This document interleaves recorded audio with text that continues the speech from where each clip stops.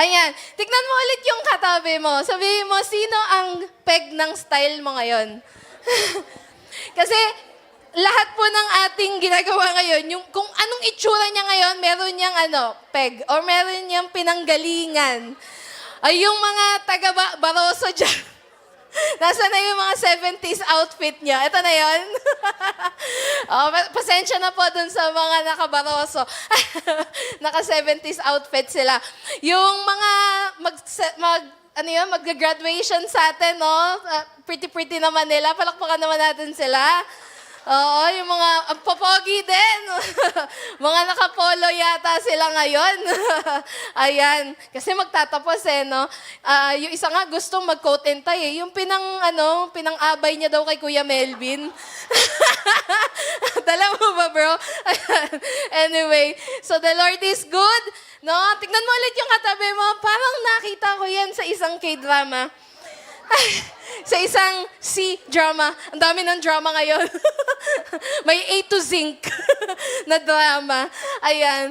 No? Kasi we'll be talking about spiritual style. Diba? Magpapauso tayo ng estilo ngayon. Ano pong estilo ng ating spirituality? No? Mga hanging clothes ba yan? Crop top? Mga malalaking damit? Maiksing damit? Ano pa ba? Anong style ng ating spirituality? So, let's show po yung ating title and I hope na ito agad yung maging rema ng bawat isa sa atin. No? It's called Spiritual Style. Ano po dapat ang estilo ng ating spirituality? It should be a discipled life. Sabi mo sa katabi mo, disipulo tayo ni Lord. Oo, hindi lang tayo basta Christian, we are followers of the Lord. That's why we call ourselves disciples. Amen. That's the difference between a believer and a disciple. And we don't search for believers. We search for disciples. Disciples simply means followers of the Lord. Sabi mo sa katabi mo, uy, kamukha mo na ang pagiging disciple. Amen. Diba? Appreciate mo naman yung change na ginagawa niya. Mahirap kaya magbago. Amen.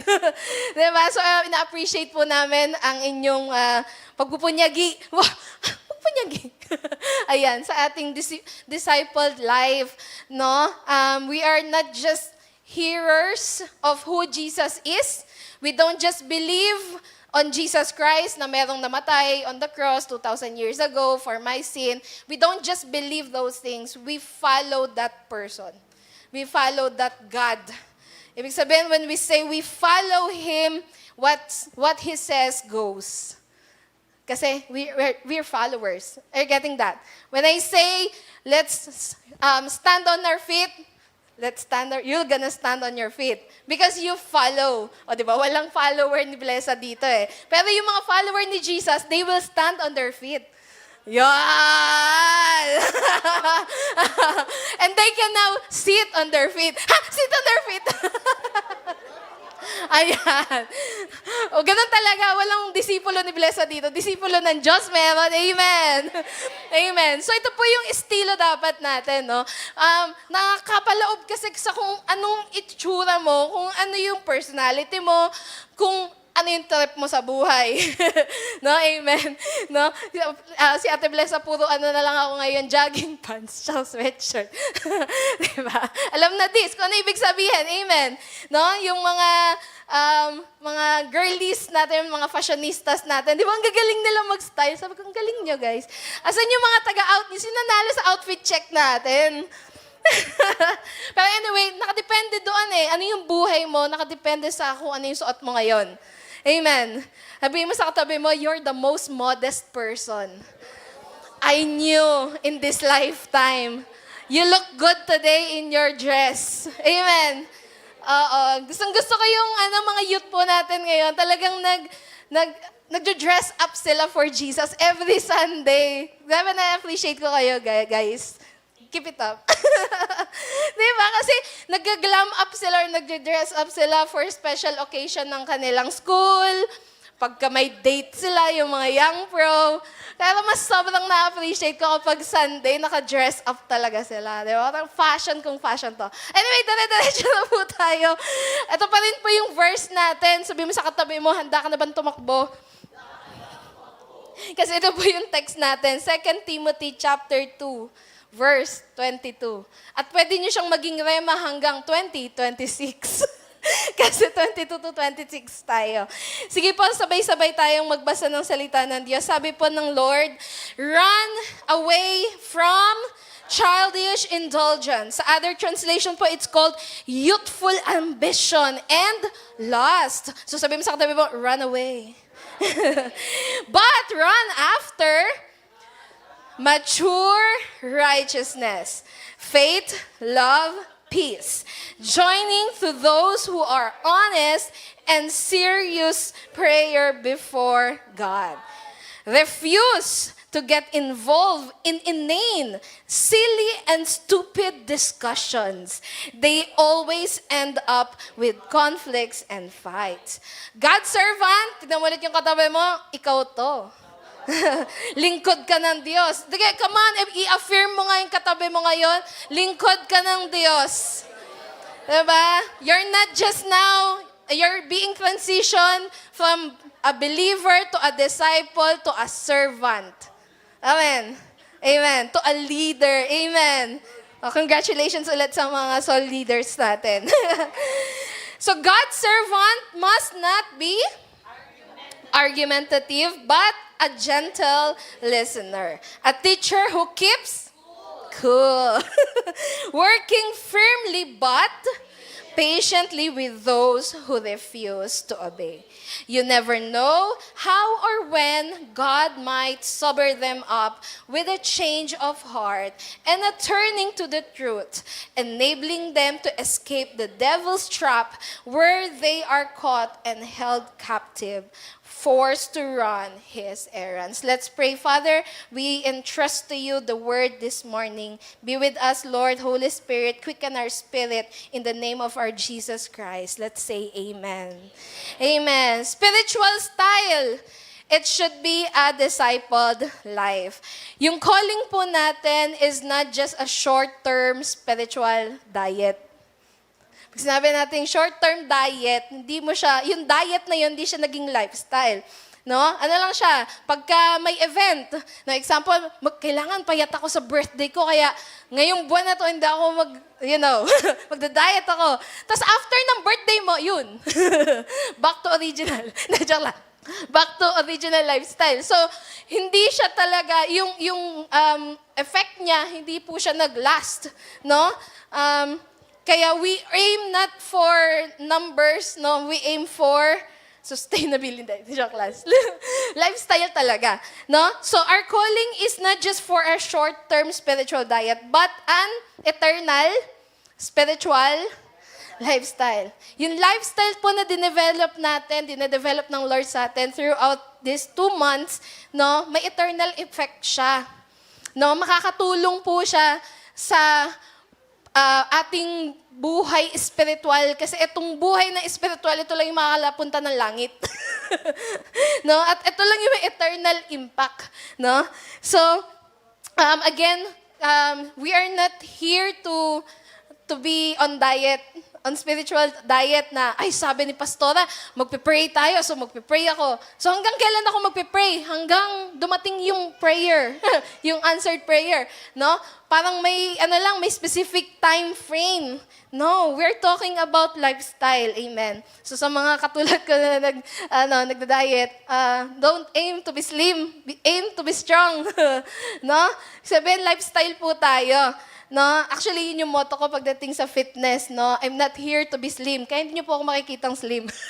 But you can see me strong. Amen? Lagi ko yung declaration, ang pangarap ko sa buhay na ito, mabuhat lang nanay ko pag kailangan niya ako. At nagagawa ko po yun. Mabuhat natin si nanay. Hindi lang in prayer, amen? Gamitin natin yung muscle natin para buhatin yung mahal natin sa buhay talaga pag kailangan nila. Amen? So we're not here to be slim. Spiritually slim, spiritually fit, but we are here to be spiritually strong. Amen. That's our maturity. As you mature, you became strong. Amen. No? Si Zia po ngayon, pag binagbuhat po namin, eto lang, ganito kaliit lang po na bote, sabihin niya agad, bigat. Amen. Pero as she matures, as she grows old in age, tingin niya, sabihin niya, tita, tata, this is yours. Di ba? Kaya niya ibigay sa'yo kahit 2 daliri lang. Ngayon, bigat. Amen. They're getting this. So as you mature, ang atin pong dapat na experience is strength. No? You should know. Yun yung parang measurement mo that you're maturing. You're growing stronger. Not just in age, but strong. No? With strength talaga. Kasi, pinalalakas tayo ng Lord. No? May weights na nililift po tayo sa spiritual maturity. So, diretso po natin, spiritual style. So, are you ready for the acronym word for today's video? Sabihin sa katabi mo, style. Okay. So, a spiritual style of a believer, number 1. Parang conclusion na po na, no? So, parang puzzle tayo. Sige, number 1 is spirit-filled mentorship. Dinagdagan ko po yung tinuro ni Pastora Emmy na naibahagi din po ni Pastor Dave sa amin. Naalala niyo po yung spiritual growth? No? Nag-start po tayo as a spiritual infant or baby na ang nakaakibat sa atin ay hindi maganda kasi baby pa tayo eh. No? Messy. Sabi katabi mo, sobrang messy. Meron pang dapat magpulot ng kalat niya. Diba? No? Tapos magiging child ka na, spiritual child, spiritual adolescent, or youth, hanggang sa maging spiritual parent ka. Doon nagtapos yan, di ba? Ako po dinagdagan ko po. Spiritual mentor. Sabihin mo sa katabi mo, hindi tatatapos sa pagiging parent lang. Hindi natatapos sa pagiging cell leader lang. You should be leaders of leaders. So ano nang tawag sa'yo nun? Mentor. You became mentor when your children became parents. Na din. Diba? Kala natin mga magulang, diba?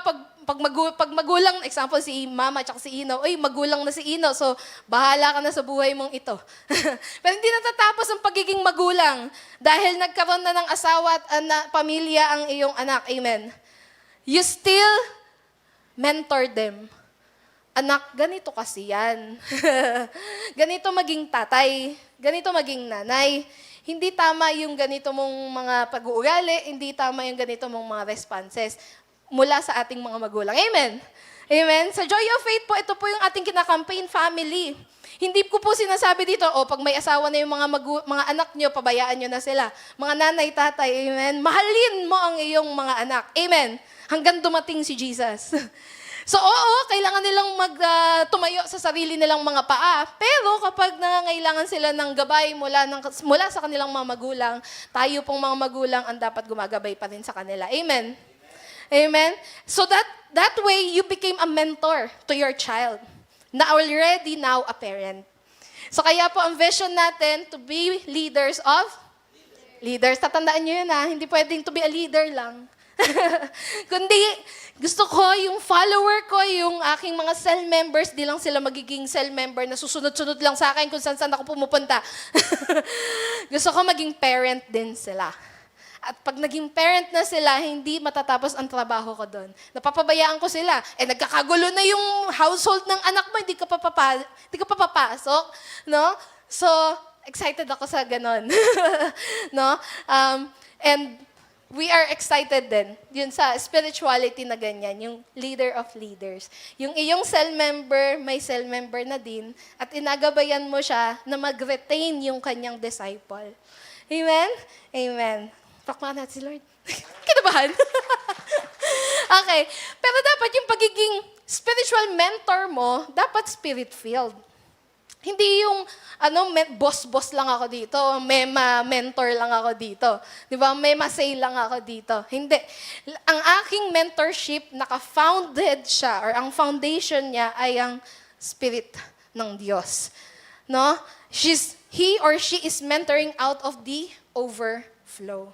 So gusto kong maging estilo natin yon, no? As a disciple ni Jesus. Hindi lang ako magsa-strive to be a cell leader, to be a spiritual parent.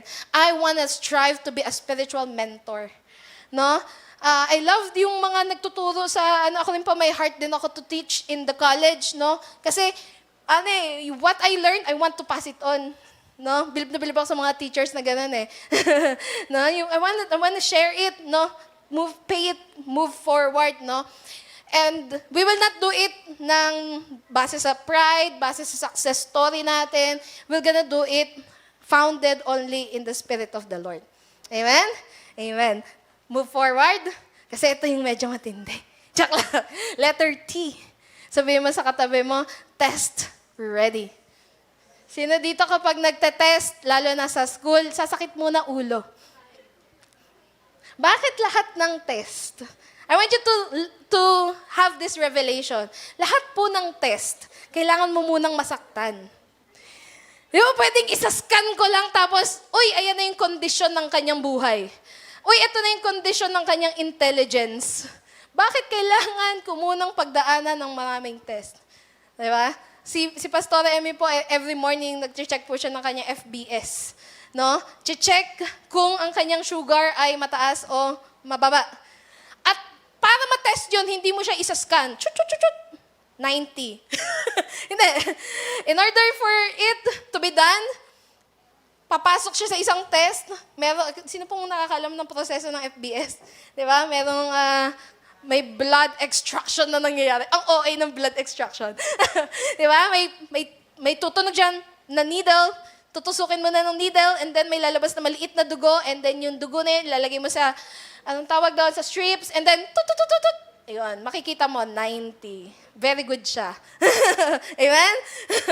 Ang normal ng blood sugar natin ay 90 to 100 lang. Amen? So lahat ng mga umo-over ng 100 in the name of Jesus, you will be cleansed. Amen. Amen. Sa pag-ihi mo mamaya, lahat ng sugar lalabas. Miraculously. Amen. So, test ready. Alam niyo po yung test, ito lang po yung makakapagsabi ng totoong kondisyon ng buhay natin. Makakapagbigay ng totoong kondisyon ng pag-aaral mo kung talagang nagtututo ka. No? Ang dami pong test, no? Sino po dito nag-skin test? Pambihira, gusto mo lang naman malaman kung allergic ba ako. Kailangan mo pa akong saktan. Sabi mo sa katabi mo, masakit ang test. So kaya po sinasabi ni Pablo, endure testing. Hindi po siya nagjo-joke dito na parang, uy, may test lang yan dyan. Sasakit lang ng konti yung ulo mo. Masasaktan ka lang ng konti. Guys, testing masakit. Kaya nga po tayo dito sa church, kapag meron tayong kapatid na may pinagdadaan ng test, hindi po natin sila iniiwan. Amen. Yung cell member mo, kapag nasa gitna siya ng testing, yan ang hindi mo siya pwedeng iwanan dyan kasi masakit yan. Amen. Kaya hindi niya lang basta kailangan ng support. Kailangan niya ng help. Kasi nasasaktan siya, masakit po yun. Amen. Amen. Nag-skin test kami, sakit. Di ba pwedeng masakit? Sino pa na-experience nun? At yung iba pa nating mga blood test na ginagawa, no? Para lang makita yung mga CBC natin, para makita yung kung totoo kang may sakit o wala. Mentally, grabe, pag pumasok ka para ma-diagnose ka if you really have depression and anxiety, ilalabas lahat ng trauma mo. Ikukwento mo yung mga pangit na experience mo. Ganito po yung nangyari sa akin. Diba? Masakit ba yun? Masaya ba yun? Sabi mo sa katabi mo, hindi masaya yung test. Masakit to. But as a disciple of the Lord, you should be ready for test. And you have to endure it. No? That's the reason why the Lord is so good to us. Hindi po natin kailangan dumaan sa test ng mag-isa. Amen. Sabi mo sa katabi mo, if nag-iisa ka sa test na to, samahan kita. Diba? Ako ang una mong support group. Amen. Pwede ba natin yun i-rema agad? Hindi po madali ang test. Masakit po ito. No, I remember yung boss ko po, nagpapa-check up siya kung meron siyang breast cancer.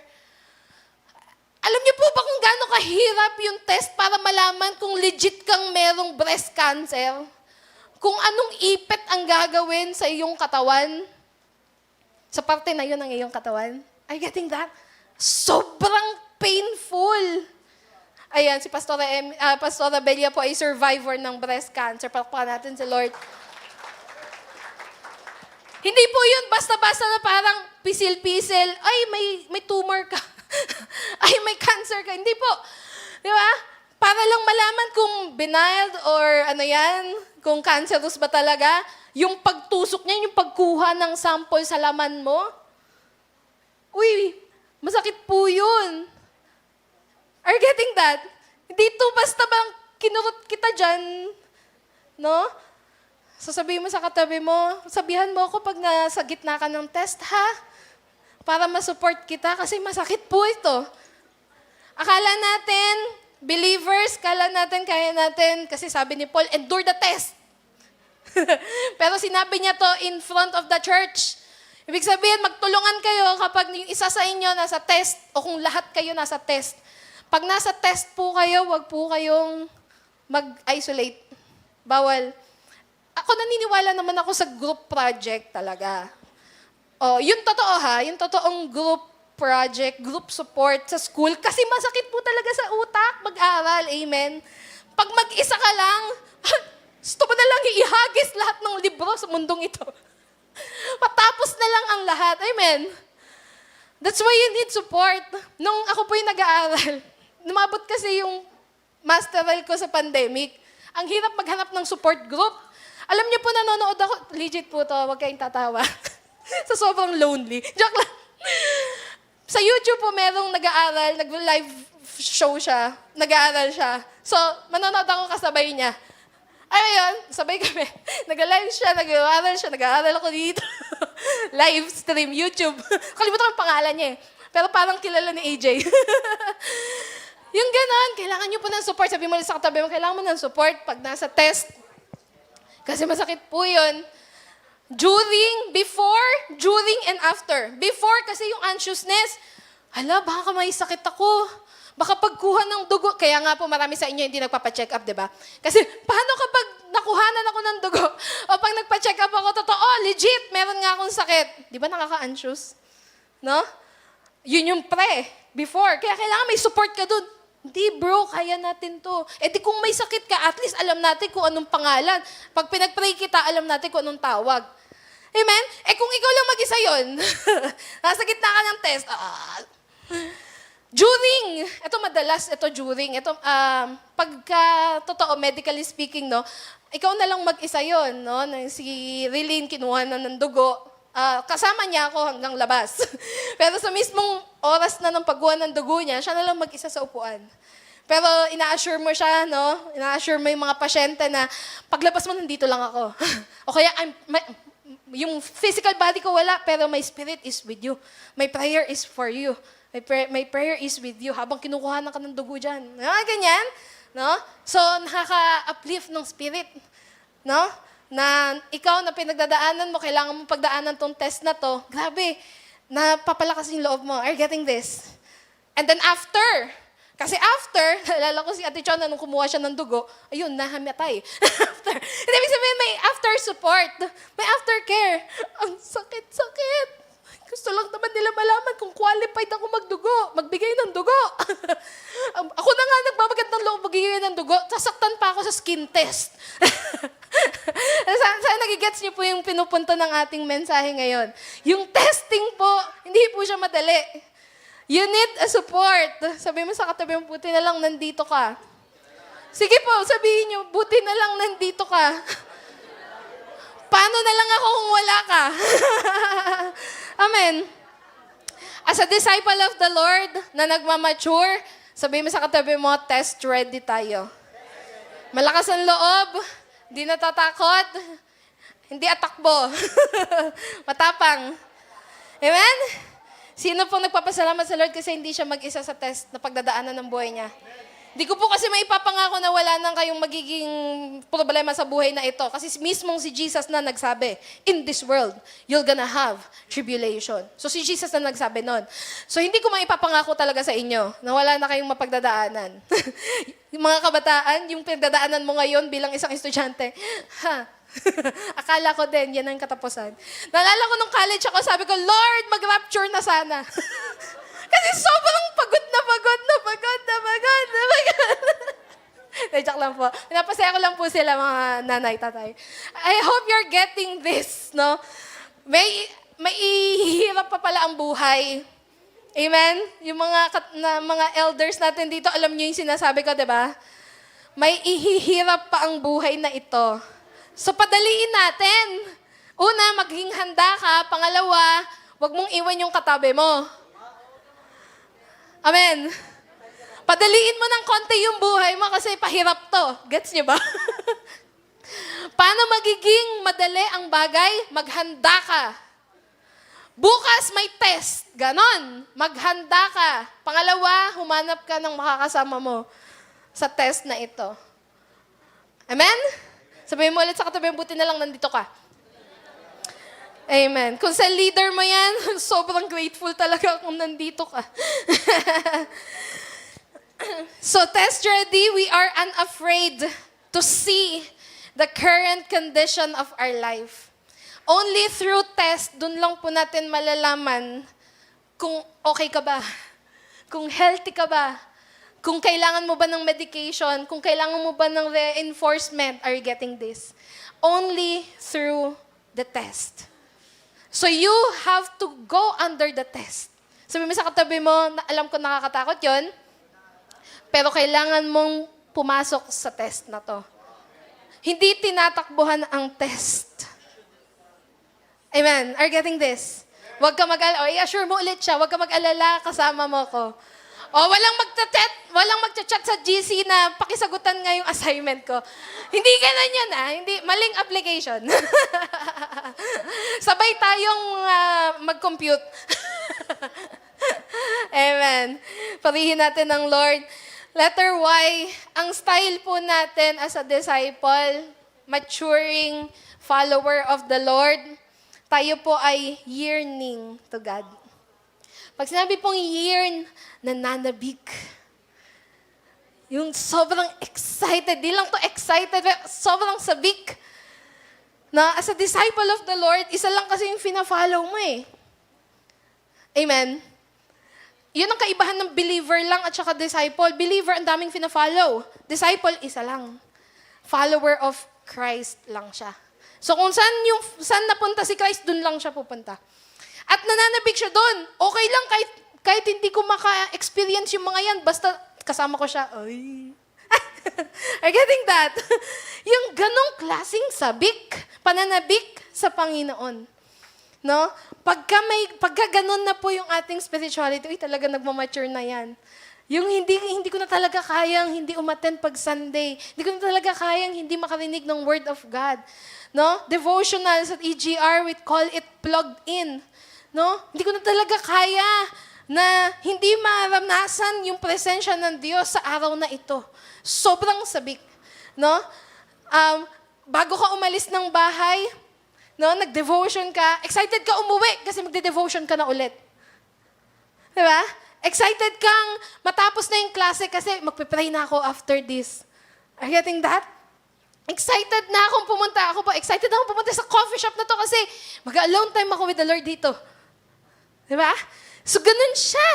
Ganung klaseng pananabik. Amen? Na parang pag sinabi ni Lord, bless, umuwi ka maaga, may sasabihin ako sa'yo, ay talaga naman po, nag-humagos ka. No? Ganung klaseng excited. Tapos bukas, excited ka ulit na makita siya. Bukas, excited ka ulit na makadaupang palad ang Panginoon. Bukas, excited ka ulit kung saan ka dadalhin ng Panginoon. Ganong yearning. We're just concluding our spiritual maturity. Amen. Amen? So, self-reflect tayo. Hindi pala, spiritual check. Am I this yearning to the Lord? No? Sobra ba yung pananabik ko or mas sabik pa akong makita yung katabi ko ngayon kesa sa Lord? Sabi mo sa katabi mo, nag-repent na ako. Mag-repent ka na din. Amen. So, ito po yung spiritual style natin. Isa lang kinasasabikan natin na makita sa araw na to. At ang Diyos yun. Amen. 16 minutes on the clock. Let's go. Letter L. As a disciple of the Lord, you have to embrace limitations. That's why letter L is limit lovers. Kapag sumunod talaga sa Panginoon, pag nagmamature talaga tayo spiritually, marami na tayong mga bagay na hindi pwedeng gawin. Marami na tayong mga bagay na hindi pwedeng sabihin. Hindi pwedeng i-joke. Hindi pwedeng ikwento. Hindi pwedeng panatiliin sa buhay natin. Amen? Kahapon nagkukwento kami ni Ate Princess. Sabi ko, alam mo ba, minsan natatakot akong mahilig kasi sa pamilya po namin, mahilig kami mag-videoke. Pero we're not mastered of it. are getting that. So kung kakanta si Ate Blessa dito ng isang kanta na hindi naman Christian song, wag po kayong mag-alala. After po nun, hindi naman po yun magre-rely doon sa buhay natin. No? Are getting that? Kasi alam mo yung limit mo eh. Hindi ka na mag-master doon. Hindi, okay lang yun, Karal. Pinapatawad ka na namin. Alipin ako. Si Rolf kasi, halika na nga, limit na lang. Ulit na natin, limit lovers. Alam na po natin, medyo ready na tayo sa mga boundaries. Amen? Ready na po tayo sa pagsunod sa mga bagay na hindi tama at hindi naaayon. So sabi ko kay Ate Princess, ako okay lang naman akong kumanta kasi parang after nun, move on. Wala siyang epekto. Pero kung ako yung tao na meron akong stronghold pagdating sa secular music, pagka kumanta ako ng isang kanta, bukas kakanta ulit ako ng isa pang kanta. Tapos isa pa ulit na kanta, tapos mga 20 kanta na. No? So, limit.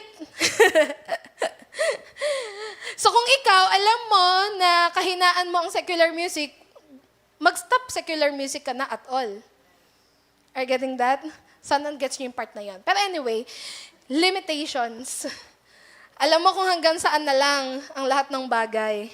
Amen? Yung closeness natin, hanggang dito lang. May limit. No? At love mo yun. Pag sinabi mong love mo yun, ina-embrace mo yung boundaries.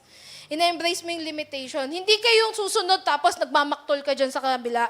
Kasi Jesus sabi mo, bawal ko na itong gawin. Grabe ka talaga sa akin. Sumunod ka, yun yung pinaka-pikon na pikon ng nanay at tatay kong pagsunod.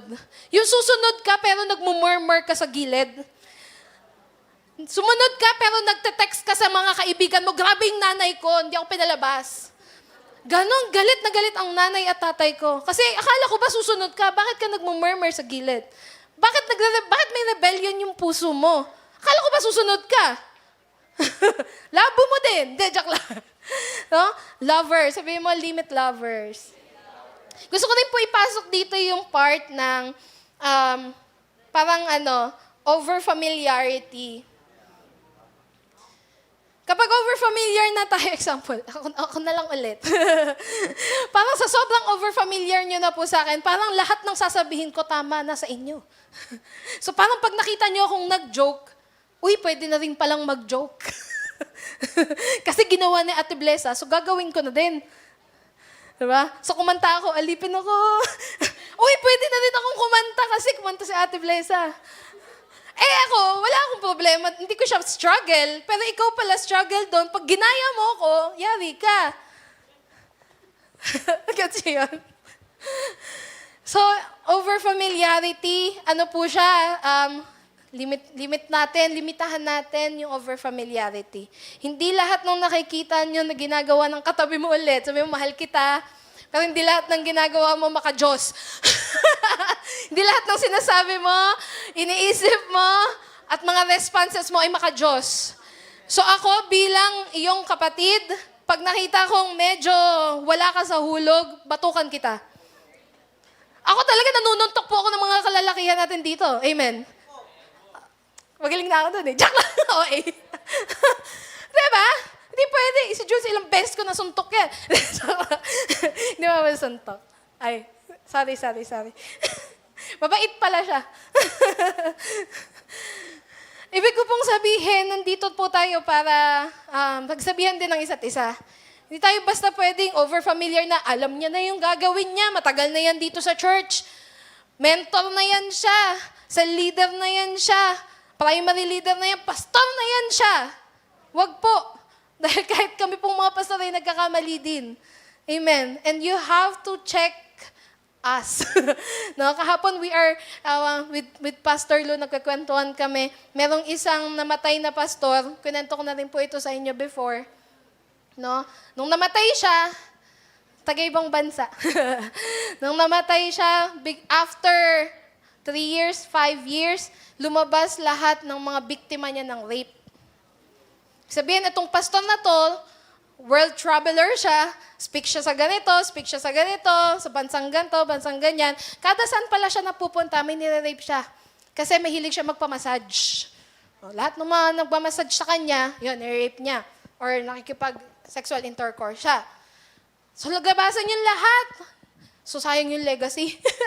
Amen? Sabi po sila, yung tatay ko, wala. Pero alam niyo, pinaka nakakalungkot dun sa istorya na yun? Sabi mo, ano? Yung mga church leader, alam kung anong ginagawa ni pastor.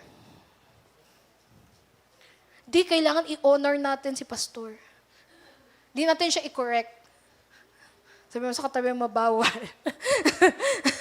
Di pwede. Amen. So, magbabantay, limit lovers tayo. Magbantayan po tayo. Ito yung mga pwede. Maximize natin yung mga pwede. Itong mga hindi, pag-isipan natin talaga mabuti kung talaga ba natin gagawin to. Talaga bang pag-uusapan natin to. Talaga bang pagkukurukuruhan natin to. Talaga bang i-entertain natin to. Amen. Kasi, kailangan alam natin yung boundaries. Alam natin yung limit natin as believers. Not just believers, but disciples of the Lord. Amen. Kung merong isang secular person dyan, nagkakanta siya ng mga secular song dyan, tas ikaw, worship leader, nagkanta ka rin ng secular song, anong pagkakaiba nyo? Mukhang wala. So ano yung pagkakaiba ng disciple or follower? Ay, madali lang pala maging follower ni Lord. Pwede pa rin naman palang gawin to. Pwede pa rin naman palang sabihin to. Pwede pa rin naman palang isipin to. Are you getting that? So wala po tayong change or wala tayong pagkakaiba. Distinction pala. Wala po tayong distinction sa world. Okay? So, sabi mo sa katabi mo, let's be limit lovers. Hindi tayo nagiging dogmatic, amen? Rebuking the spirit of the dogmaticism. Wow, ang OA. Another side of the coin ng limit lover. Marami pong pagkakataon, pagdating po kay Paul na lang ulit. May alala niyo yung sinabi niya, thorn in the flesh. Yung nagpapahirap sa'yo sa ministry. In this world, meron naman talagang ministers na may sakit, amen? Na maaring hindi naka-experience ng miracle healing, amen? But it doesn't mean na you're gonna stop and whine ka ulit dyan sa laba. Na parang, kailan mo ba ako pagagalingin? Kailan mo ba ako pagagalingin? Pwede mo ba ako pinagaling? Okay lang, di mo masakit. Okay lang. Sorry. Hindi nila na-gets. Okay, good. Okay. Limit lovers, kasama po dito yung pag-accept natin sa weaknesses natin at sa limitations natin. Bilang tao. No? Example, meron kang sakit. Kunyari, may cancer ka. No? You're gonna continuously serve the Lord in spite of that thing. Sa mga may thorn in the flesh, sa mga may sakit po dyan, no? Mental illness man yan, physical illness man yan, whatever illness na maaaring nagtuthorn sa'yo, yung parang nagpapahirap sa madali lang dapat na pagmiministeryo sa Lord. Dalawa po yung panalangin ko sa inyo. 2 M. Si MM. Para pag mamaya kumain tayo ng M&M, para maalala niyo to, ha? Oo. M and M. Sabi mo sa katabi mo, miracle. I will not stop praying for your breakthrough. Pag sinabi mo sa akin, ate, may sakit ako. I am diagnosed with depression. I am diagnosed with cancer. I am diagnosed with this illness. No? Na nagpapalimit sa akin, hindi ako makapag-minister sa mga tao kasi I'm limited. No? I am sick. I will not stop praying. We will not stop praying for each other's miracle. Amen. Because we believe the God in heaven is a miracle-working God. Kung nagpagaling siya noon, magpapagaling siya today. Amen. Amen? Ang pangalawang prayer is yung sunod na M, sabi mo, management. If hindi ka man gumaling, I pray to the Lord that you're gonna manage it. That in spite of your sickness, you'll still manage to serve the Lord and to serve people. In spite of your pain, in spite of your brokenness, in spite of the things na nangyayari sa buhay mo, I pray that you're gonna manage it more well, amen? So that you will keep on serving the Lord and serving the people. So miracle and management, that's my prayer for each and every one. So limit lovers, kung may sakit ako ngayon, edi okay. Sa JC Tom po, yung isa po nating leader doon, si Ate Feli, nagka-cancer po siya, tapos nag-operan siya. 1 week after her operation, tinawagan niya lahat ng mga cell member niya, mag-cell tayo, pumunta kayo dito sa bahay. Hindi ako makakapunta sa inyo, pumunta kayo dito sa bahay. Are you getting that? Hindi, sino bang inoperahan? Siya, di ba? Kayo mga hindi inoperahan, pumunta kayo sa bahay namin. Pumunta yung mga cell member niya, nag-preach siya. So pong cell member, ito pong nanay na to, siya po ay 70 plus years old na. At siya po ang mayroong hawak na maraming cell members sa ating mentor church sa JC Tom. Meron po siyang 300 cell members. Active 200. Okay? Sabihin mo sa kanila, 70 years old. Kaka-cancer operation lang. Sabi ng mga anak niya, Nay, pahinga ka muna. O kaya ano ka lang, kung papunta sila dito, happy-happy lang kayo. Amen? Magkwentuhan kayo ng anime. Magkwentuhan kayo ng masaya. Diba? Kasi, don't work, kumbaga. Don't work. Sabi niya, anak, etong parte lang na to ng katawan ko ang may cancer. Ang nagkaroon ng cancer, hindi yung bibig ko. So, I will preach the gospel in my cell group. Limit.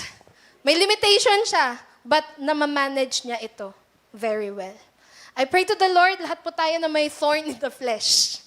You will not allow that thorn to stop you from serving the God in heaven who loves you so much.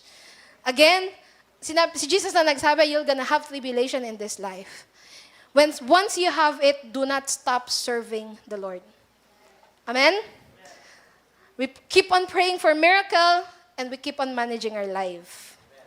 Palakpakan natin si Lord. Ito po yung estilo natin. Amen? May sakit ako ngayon, mag-cell group ako pa rin. No? Sabi ng tatay ko, nung siya ay nagbaldado po, nagpa-opera ng kanyang paa, nagpipreach siya sa lahat ng mga nurse. Hindi ako makapag-preach sa Joy of Faith. Okay lang, yung mga nurse na lang dito. Pero nagpipray niya lahat ng mga nurse doon. Cute naman, mga bata yung mga nurse doon, Julia. Yung mga nurse interns nila, no? So, talagang pastor, pag-pray mo naman kami, dami namin minimemorize, mga ganyan. No? Di minister siya, minister.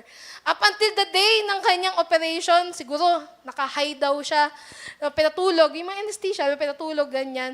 Nagtatestify yung mga nurses at saka yung doctor paggising niya. Sabi niya, Pastor, alam mo ba nagsasalita ka habang ikaw ay inooperahan namin? Tulog ka eh. Sabi ko? Mahal kami ni Lord. Sabi niya, mahal ka ng Diyos. Mahal ka ng Diyos. Yun naman, paulit-ulit. Na binabanggit niya habang siya inooperahan sa paa. Limitation, limit lovers. Okay. Nakabaldado ako dito, nakahiga ako dito, pero hindi niyo mapapigilan ang binganga ko. Binganga. Ang bunganga ko. Amen? Amen? Amen. Amen? Wala akong pamasahe, di maglalakad ako. Diba? Wala akong panggas, di maglalakad ako. Diba? I will do this even if I have thorn. And letter E, style, that's na. 1 minute, kaya ba to? Joke lang. Spiritual style of a believer, letter E. Sabi mo sa katabi mo, enemy, dismissal. Hindi lahat ng sinasabi ni Satan, papakinggan mo, ha? Hindi siya yung God mo. Sabi mo sa katabi mo, si God natin, hindi si Satan, ha? So, mas pakinggan mo si Lord kesa sa mga kasinungalingan ni Satan. Pwede ba yon? Para dumali ulit yung buhay natin. Ang dami na natin problema, medyo padaliin natin ng konti. Amen? Huwag na nating hayaan yung kontrabida. By the way, kontrabida talaga siya ng buhay nyo, no? Sabi sa Bible, Satan is the enemy of your soul. Okay? Siya kontrabida talaga ng buhay na ito. Okay ka ngayon, mamaya aawayin ka niya. Ita-trigger ka niya. So, you have to learn how to shake it off. To dismiss him. Pag sinabing dismissal po, not worth paying attention. Pag binalikan niyo po yung story ni Paul sa Malta nung kinagat siya ng snake, sa The Message translation sa Acts 28, last chapter of Acts, no? Sa Acts 28, may magandang term doon na nilagay yung the message. Sabi niya, not worth, Paul is not, ano daw? when Paul parang was striked, basta beaten na lang, no, ng snake, he did not pay attention to it. Kasi sabi doon, not worth paying attention. Sabi mo sa katabi mo, the devil is not worth it. But Jesus is worthy. Amen. So, doon ka sa may worth. Kesa doon sa walang worth. Sabi mo ulit sa katabi mo, dismiss mo na yan. Huwag mo nang patulan yan. Huwag mo nang i-entertain yan. Dismiss mo na. Babay na lang sa'yo. Kung ayaw makinig, bala ka. Parang hindi, joke lang. Dismiss mo na. Why do you have to keep on, kung si Paul, pananatiliin niyang nakahang yung snake sa kanyang kamay, mamatay talaga siya. Amen? Shrug off mo. At doon ulit sa story na yun ni Paul sa Malta, what I love about it, meron po akong preaching about it, no? Yung Paul in the Malta. Ang title nun ay, Briella, ang title nun ay Stop Over. Balikan niyo po sa YouTube channel. Oo, okay. Ang title po nun is Stop Over. Shinare ko po sa inyo doon na after Paul was beaten by the snake, he did not pay attention to it kasi it's not worth it. So shinake off niya lang, shook off, and then afterwards, he used that hands that was beaten to heal, to pray for the sick, to minister to people. That's your thorn. Nasasaktan ako ngayon pero magsisell group ako. Amen. Nasasaktan ako ngayon or meron akong sakit po ngayon, pero I will serve the Lord and serve people. So let's manage our, pumalik sa limitation, no? Let's manage our thorns. Amen. So again, wag na natin pahirapan po yung sarili natin. Dismiss na po natin yung enemy's lies, enemy's schemes, enemy's ways, works. Kasi wala po yung idudulot na maganda sa buhay nyo. So, dismiss nyo na po. Amen? I cannot dismiss it for you. Ano, sasabihin ko, in the name of Jesus, lumayas ka dyan. Ganun ba? Gusto mo lagi kang dinideliverance? Ikaw mismo. Gusto mo palang lumaya eh. Ikaw pala mismo gusto mong lumaya. Hintayin mo pa ba ako? In the name of Jesus, lumayas. Lagi na lang ba akong ganito? Lagi na lang ba akong parang i-rebuke? Diba? Ikaw mismo kaya mo nang i-rebuke yung demon na nasa heart mo. Nasa heart? Nasa buhay mo. Amen? So, dismiss the enemy. Amen? So, hindi ko po kayo i-dismiss kasi hindi ko po kayo enemy. Kasi may soul graduation tayo. Sige po. So, in conclusion po, no? Balik tayo dun sa verse natin sa 2 Timothy 22-26. Di ko po babasahin kasi mahaba. Pero, in conclusion, run after and run away. Sabi mo sa mga, run away, run after. Sabi po dun sa verse natin, ayan, run away, run after. So ano po yung paalisin natin? Run away. Again, pinapaalala ko po sa inyo, when sin comes, ang dapat lang po nating gawin ay tumakbo. Hindi po umupo at sabihin, hindi naman ako niyan kakagatin. Amen? Hindi naman ako niyan maaano. Hindi. Pag nakita mo, may sin, wala kang gagawin kundi tumakbo. Flee from it. Alis. Ialis mo yung sarili mo dyan. Amen. Run away from this. So ano po yung mga tatakbuhan natin? Papakita po ng tech team na magkasabay na, magkasunod. Run away from rebellion. Rebellion is the first sin in the Bible. Unang kasalanan ng tao. Unang kasalanan ni Adan at ni Eva. Hindi po nakaw si Adan, kaya po siya nagkasala. Hindi po nangalon niya si Eva, kaya po siya pinaalis sa garden. Hindi po. Ang kasalanan nilang dalawa, rebelde. Disobedience. And I don't want to put on lightweight yung word na disobedience. Disobedience kasi parang, disobedient lang naman ako. Hindi. Pag disobedient ka, rebelde ka na. Tahasan na natin ito. Mabigat yun. Hindi mo dapat basta-basta yung na-carry yan. Amen. No? So, do not, stay. Run away. Run from rebellion. From this day forward, decide, I'm gonna obey the Lord. I'm gonna be obedient. Sabi ni Kuya Luke, diba? Those who obey and serve will have peace, prosperity and contentment. Unnecessary. Yung mga bagay na wala namang halaga, walang kwenta, wag mo nang dismiss mo na yan. Hindi na kailangan sa life. Amen? Kailangan ko pa ba ng bagong offense? Wag na. Kailangan ko pa ba ng bagong pagkakaabalahan? Busy na ako, tama na. Amen? Yung mga unnecessary things, let go nyo na yan. Pampabigat lang din yan eh. Amen? Amen? Mag-focus tayo sa mas mga importante. Run from or run away from nuisance. Nuisance? Nuisance. Ano po ibig sabihin yan? Yung minor conflict or trouble. Takbuhan mo yan. Pag alam mo na magkaka-conflict, magkaka-trouble, huwag ka nung tumambay dyan, mag-iintayan ka dito, magsusuntukan na sila. Ayan na, magkakaaway na sila. Run from it. Don't entertain na yung mga conflicts at mga fight po na yan. Nuisance.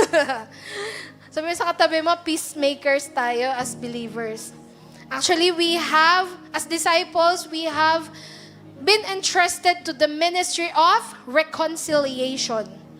At matindi po yung word na reconciliation. Hindi lang to basta bati na tayo. Hindi Reconciliation in the Bible means, balikan natin turo ko na lang, chat ko sa inyo yung verse. Reconciliation simply means being, or doing life again with that person. So matindi talaga yung reconciliation. And tayo pong disciples, tayo po yung inentrustan ng Ministry of Reconciliation. So we are after Ministry of Reconciliation at hindi tayo nuisance. So, stop conflicts. Stop trouble. Amen? Stop fighting. Run away. Sabi mo, tatakbuhan natin yan. Iniisip ko pa lang na makikipag-away ako, hindi na, makikipagbati na ako. Amen? Hindi, makikipag-ayos na ako. Diba? Hindi na ito patatagalin. Yung mag-aasawa, diba? Amen.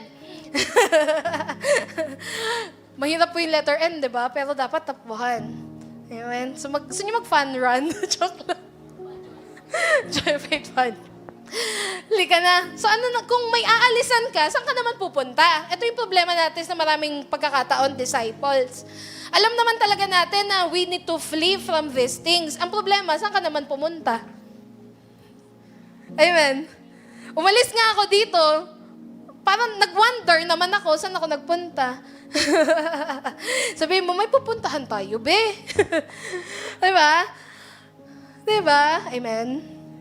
May puntahan tayo. So, run after righteousness. So, kung bawal na dito, ito puntahan natin. Instead of doing unnecessary things, doon na lang ako sa righteousness. Amen? So, run after righteousness. At nilagay pala dyan mature kasi dun sa verse natin, ano yung verse natin doon? God's servant must not be, hindi pala doon. Run after mature righteousness. Sa verse, I think 23 to, no, ng 2 Timothy chapter 2. Run after mature righteousness. So, when you run, don't just run na para kang bata na tumatakbo lang dyan. Run as a mature person. No? Ayusin mo yung form mo, tama yung tindig, tama yung application. No? Run after mature righteousness, mature understanding. Ay, ulitin pala natin sa righteousness. Naalala niyo po yung spiritual pursuit na aking pong naibahagi. Yun lang po ang gusto kong balikan natin ulit. No? Run from the right person, right place, right time. Amen? Pangalawa, run after understanding. Sabi mo sa katabi mo, get wisdom. Sabi sa Proverbs, even if it cost you all things, get wisdom. Amen? Enough of the days na para tayong ignorante sa mga bagay-bagay. Hindi natin alam na uuto na tayo ng devil. Naruruwin niya na pala yung buhay natin, di pa natin alam. Enough of those things. No? Enough of the days na hindi mo alam na, ay, masama pala to. Ay, kasalanan pala to. Enough of those days. Get understanding. Run after wisdom. Run after understanding. Amen po. Wisdom from faith. Faith from hearing. Amen? The only tool to have faith is to hear. So sabihin mo sa katabi mo, makinig tayo ng maraming beses. Para yung faith natin mas mag-grow. Amen? So sabihin mo sa katabi mo, see you ulit sa Sunday. See you ulit sa midweek service natin. See you ulit sa ating El Sol process. Amen. And finally, letter N is the noble love. No? Honorable kind of love. Hindi ka lang basta love. I love you. Hindi. Honorable. Virtuous affection for others. No? It's not a malicious kind of love. It's not a lustful love. But a noble love. A love that is honorable. Amen? Kasi, sabi doon sa chapter, pwede ba natin pakita yung verse 26, yung working firmly. Kasi babalik at babalik tayo as a disciple, the calling is letter S, spiritual mentorship, spirit-filled mentorship. And we need noble love because there are people na medyo mahirap mahalin. Pero ang sabi po sa verse natin kanina, work firmly, but patiently with those who refuse to obey. Kasi daw, ito yung hope natin. You never know how or when God will meet them. God will encounter them. God will reveal to them na anak, mali talaga yan. So ikaw, na leader, be patient with their growth. Amen? Be more compassionate, be more loving. That's why it's called noble love. No? Mamahalin mo talaga kahit medyo makulit. Amen? Kasi may hope tayo. One day, the Lord will meet them. The Lord will encounter them. And they will turn their hearts to the truth. And as they do so, sabi sa verse natin, enabling them to escape the devil's trap. Amen.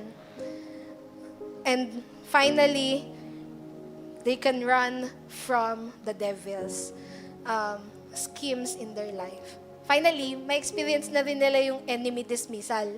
Kaya na rin nilang i-dismiss ang devil, ang enemy sa buhay nila. Amen? Amen? Napagpala po ba tayo ng salita ng Diyos? Sa gabing ito, umaga pala. Sabi mo ulit sa iyong katabi, buti na lang nandito ka. Kasi may kasama ako sa maturity journey na ito. Amen. Palakpakan natin si Lord, Pastora Emmy.